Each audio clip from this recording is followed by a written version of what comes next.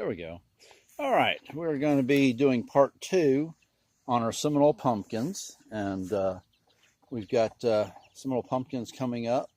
They're starting to vine a little bit, and probably within about 2 weeks they'll have reached up to the top, maybe a little longer than that. They'll tend to do a lot of that on their own, and we just give them a little encouragement to go straight up and tie them up just a little so we can get them going in the direction we want. And we have more of them getting ready to go. I've passed a couple that are kind of just getting started a little bit, and then we've got another one right here, and we will probably end up with a pretty significant number of Seminole pumpkins this year, because the majority of the production we've ever gotten on them is from the ones that are actually climbing. We get some on them when they're not climbing. Mostly we get the smaller ones, and as you can see, we got nice little growth. The leaves can be fed to your rabbits, and they will eat them. It's not their favorite thing, but it's also not nearly their least favorite thing.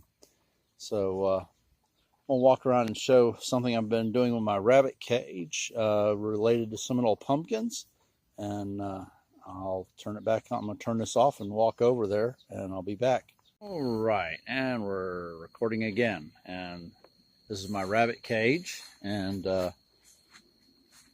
one of the things I did with my rabbit cage was to put it at the beside my garden, and the main reason for that is because my main use of one of my main things that I get from my rabbits is, in fact, rabbit poop. And the problem with this is I'm in Georgia and it's hot. And so when the sun beats down on the tin roof, it's very hot. So I'm going to try something this year, and thought about doing this last year, but after I had such good growth of them on the chick area. But we're going to run our Seminole pumpkins up the fence here and then get them up onto our roof. And we have put wire on top of our roof to get the Seminole pumpkins up and get them up on top. We've also got another, and you hear my doggies barking. They don't like somebody walking down the road. This one over here is actually doing better. I guess he got a little more water or something, but he's not very far from going up on top. And this is an experiment. I have no clue whether this is going to work, but I hope it does and cools off the rabbit cage.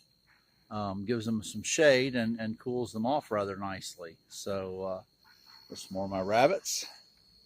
And there's one of my main products for my rabbits is their manure. And that ends up going all in my garden.